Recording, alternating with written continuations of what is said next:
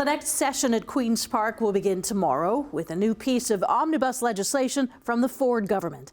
But many outside that government will be more focused on the promised repeal of an unconstitutional salary restriction law known as Bill 124. Matt Ingram joins us now in studio with more on this. Hi there, Matt. Hey, Taz. Ontario's Court of Appeal found Bill 124 unconstitutional last week, prompting a promise from the Ford government to get rid of it. The law capped salary increases for public sector workers at 1% a year for 3 years. But before they can get to that, they are expected to introduce the Get It Done Act tomorrow at Queen's Park. It contains parts that some critics are calling performative politics.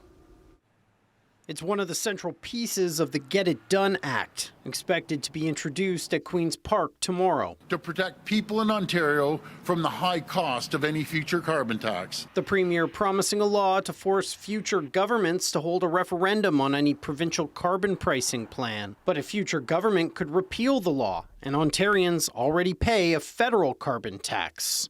The whole carbon pricing, performative politics, it's like federal jurisdiction. Another principal tenet of the act is a ban on all new tolls on provincial highways. Keeping tolls off our roads is a win-win for families and our economy. But those that exist, like the 407, will remain in place. They're saying, hey, we're not going to charge tolls anytime in the future.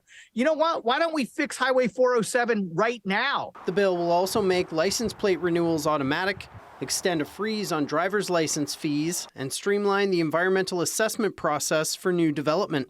This means that more projects such as new highways, railways, and electricity transmission lines like the ones behind us here could see up to 4 years taken off their building timelines. A plan that worries some environmental groups. We're going to be seeing potential environmental degradation that's completely unnecessary when it comes to major projects. The repeal of Bill 124 is also expected to be on this session's agenda. We respect the decision of the courts, and we're going to move forward on this. It took 2 courts finding the wage law unconstitutional before the Ford government agreed to do away with it.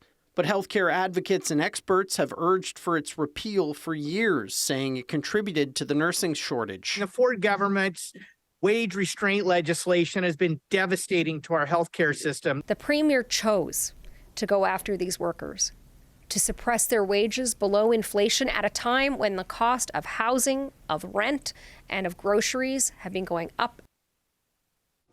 Also expected before the session wraps up in June, a plan to address financial struggles facing many of Ontario's post-secondary institutions and more housing legislation as the Ford government tries to get on track to build 1.5 million homes by 2031.